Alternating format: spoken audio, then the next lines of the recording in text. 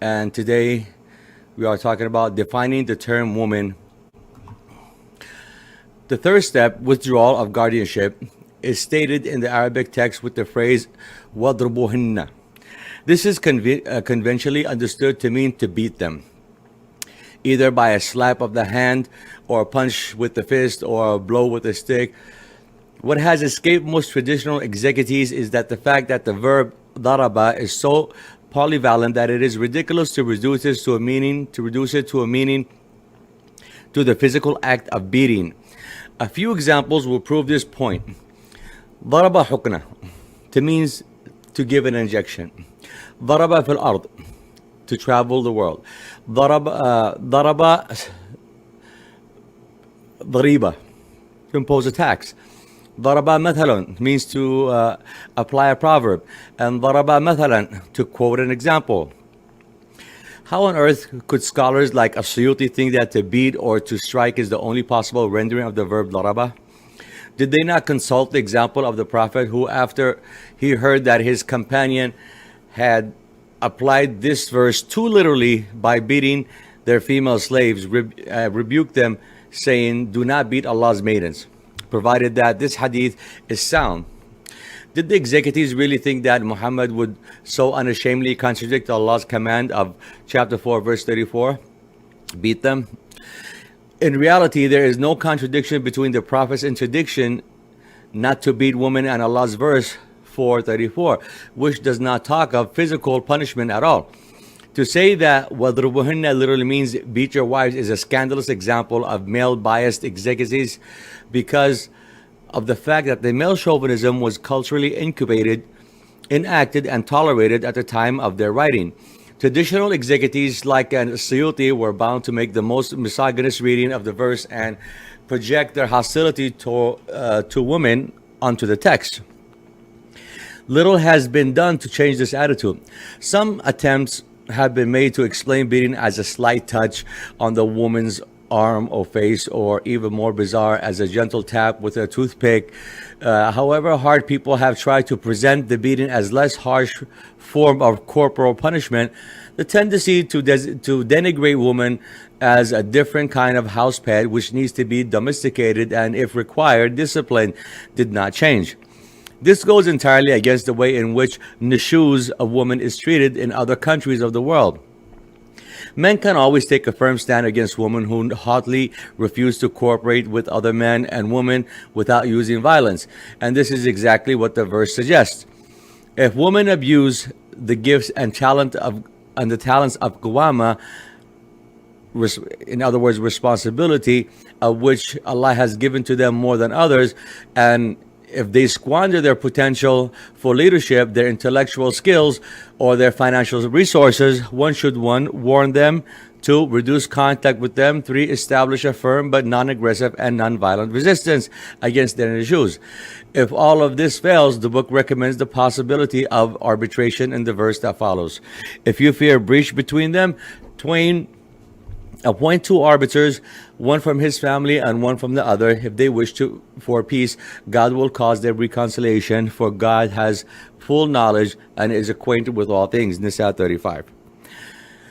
So far, we have only covered the nushuz of women. What about the nushuz of men? A reference to this can be found in verse 128 of Surah Nisa. If a wife, imra'atan, as translated, fears cruelty, nushuzan, or desertion,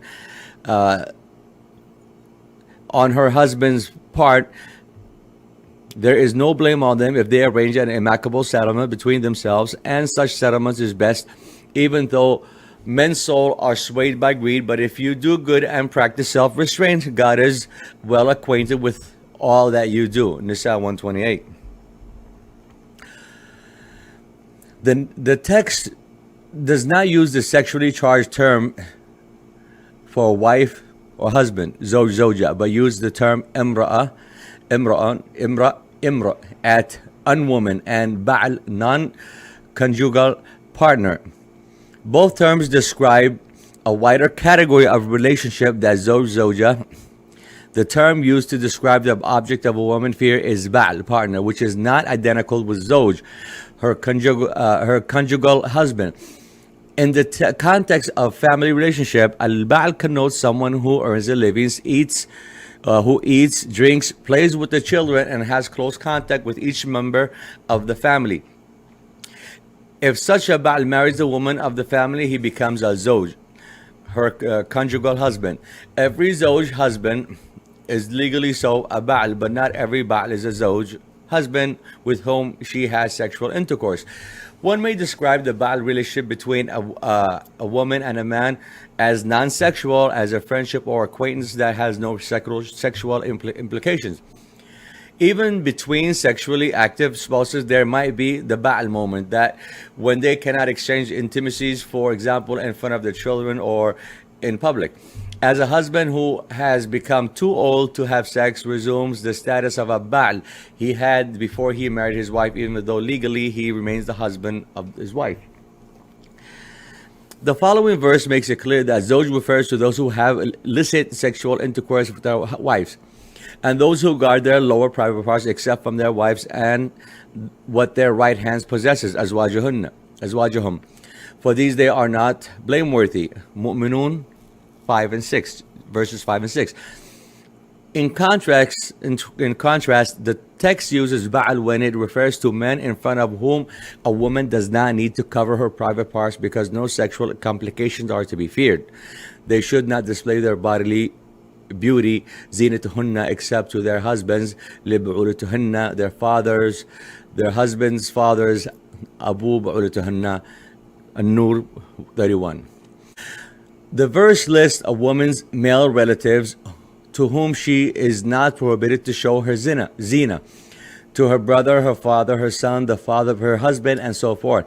In the context of this list, a woman's husband by necessity assumes the status of a ba'al, because a zawj husband with all his conjugal rights would be allowed to see his wife entirely naked and would not need an explicit, thus redundant, permission to see other parts of her body.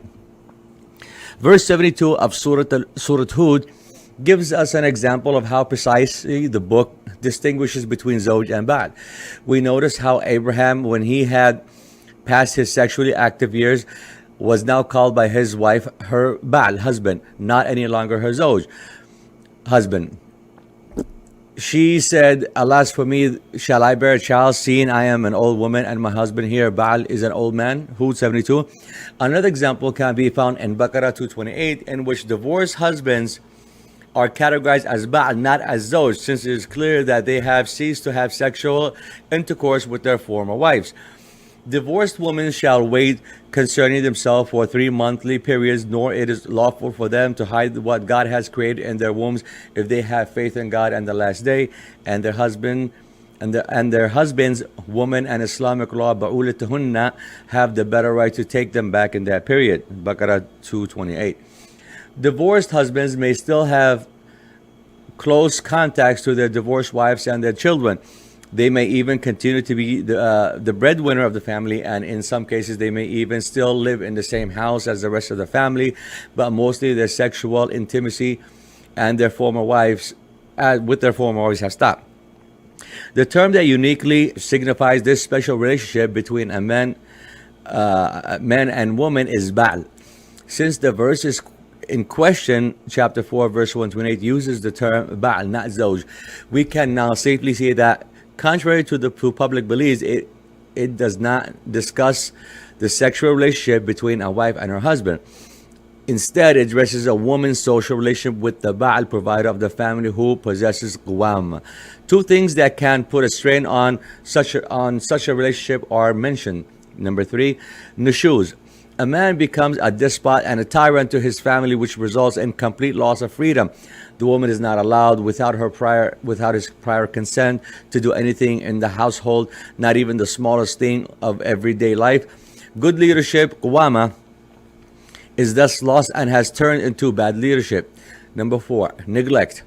A man does not fulfill his duty. He is absent from work, irresponsibly spends money that he does not earn himself, and is, as the Arabs say, swept around by the winds of the day.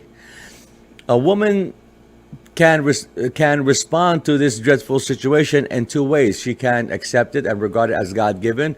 This is unfortunately what women in the Arab world do, is despite the fact that the book encourages them to actively try to seek a way out of the predicament. An example, there's no blame on them if they arrange an amicable settlement between themselves, and such settlements is best. Surah Nisa, verse 128.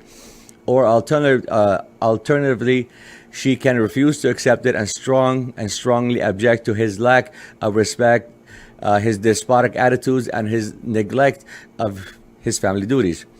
The book instructs women what to do in this situation. It resolutely urges women to be firm in their protests and to seek peaceful settlement, for peace is best. Verse 128. Finally, it is absolutely vital to consider those situations in which an amicable agreement cannot be reached. Then the text mentions cases when men's souls are swayed by greed. Chapter 4, 128. In this context, greed must be interpreted as a man's denial of any wrongdoing on his part. He blames the woman for the breakdown of their relationship while claiming all goods for himself in front of an arbiter who wants to reconcile the two parties. The man admits no fault in his own behavior, resists all attempts at change, and avoids reflection on the things that have gone wrong in his relationship. Such behavior makes it extremely difficult, if not totally impossible, to mediate and reconcile the differences.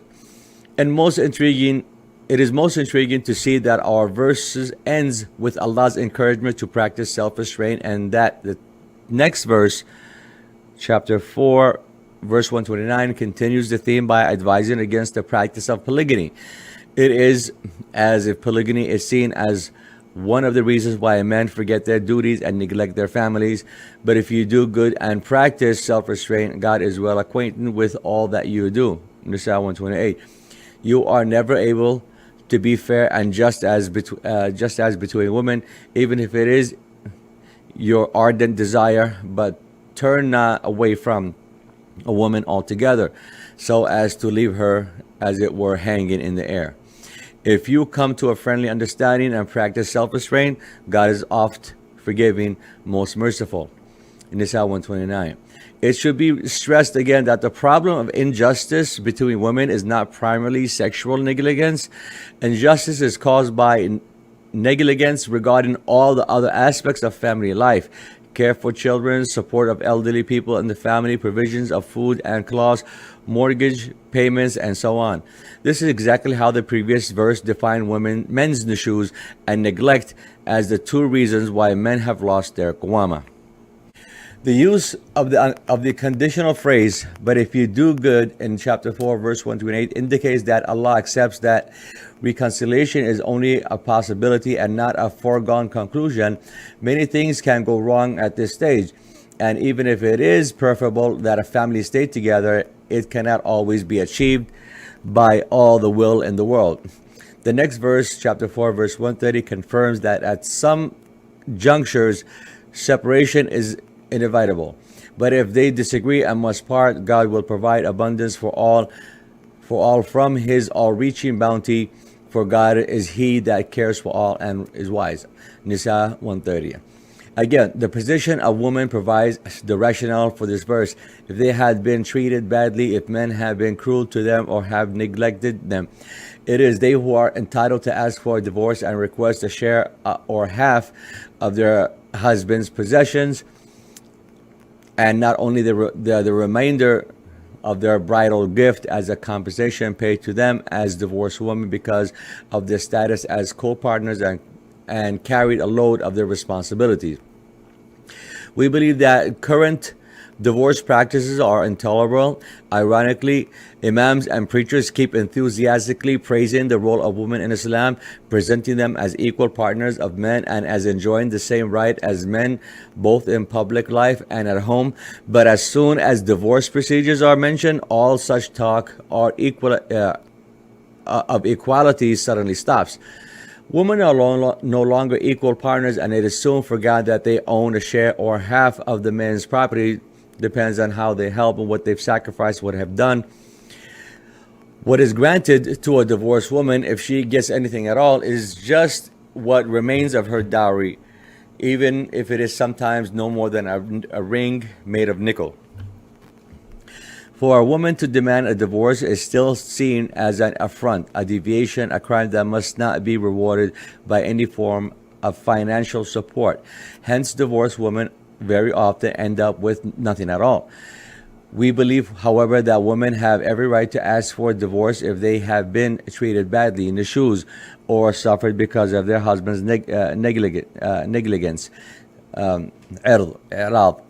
And we believe that divorced women should get all the rights and provisions that modern family law allows, and that includes her right to stay in the house of her husband unless she has become guilty of open lewdness, as is prescribed by the first verse of Surah Al-Talaq 1. And note that the verse speaks about the woman's house, not about the men's house, even though the speech is only addressed to men. 1. We stress the need to distinguish between absolute divine law. We stress the need to distinguish between absolute divine law, which is the prerogative of Allah, and time-bound contingent law, Amr Nahi Hasan Qabh, which is the realm of human legislation. 2. We removed the mantle of sacrality from the body of medieval scholars that these scholars wrote is subject to criticism, correction, and revision, because scholars can err, and definitely did, and must understand. Human beings are fallible. They are forgetful, inattentive, and negligent. We must not give them the aura of infallibility. We only attach sacrality to Allah and His book. Divine sacrality is stored inside the text of the book. It cannot be transferred to anything or anyone outside the text, for whatever reason and on whichever pretext. According to the book, righteousness is an ethical category and not biologically inherent in the male sex. God set forth for an example to the unbelievers the wife of Noah and the wife of Lot, Tahrim 10, and God set forth as an example to those who believe the wife of Pharaoh and Mary, daughter of Imran, Tahrim 11:12. Both these verses demonstrate that Allah does not define righteousness on the basis of the female sex either. The book gives example of righteous woman, the wife of Pharaoh, Mary, immediately after it mentions the example of disbelieving woman, the wives of Noah and Lot. Two good and two bad example in equal measure. Also, there is not the slightest hint in Allah's verse that woman's monthly cycle can make their prayer or fast invalid, or that women are deficient in religion.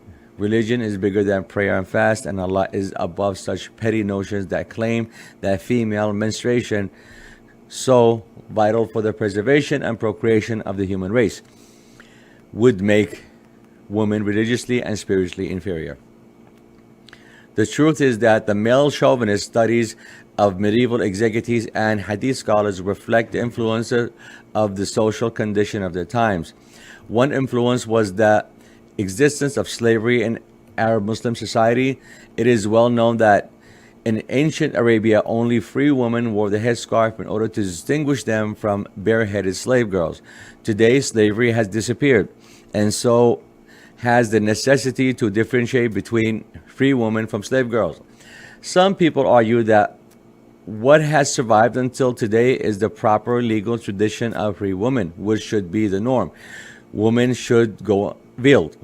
But people forget that the way the dress of a free woman was distinguished from the dress of a slave girl was a historical convention that had no legal basis in Allah's law.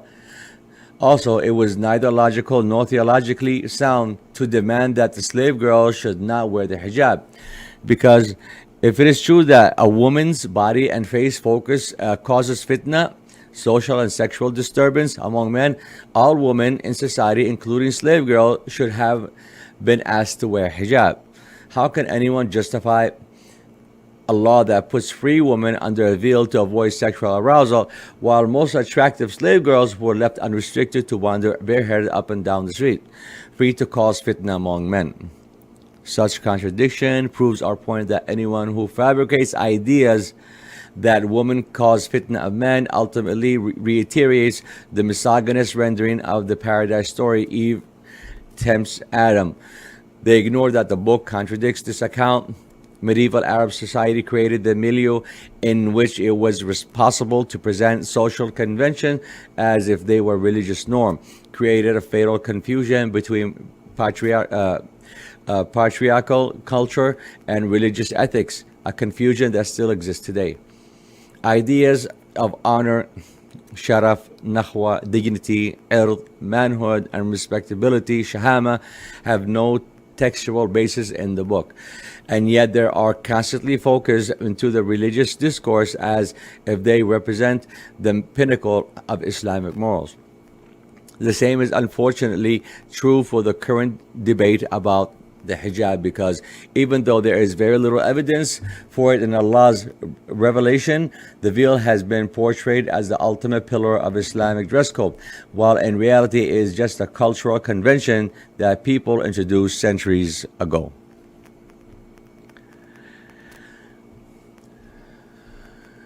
And here we end this subject, and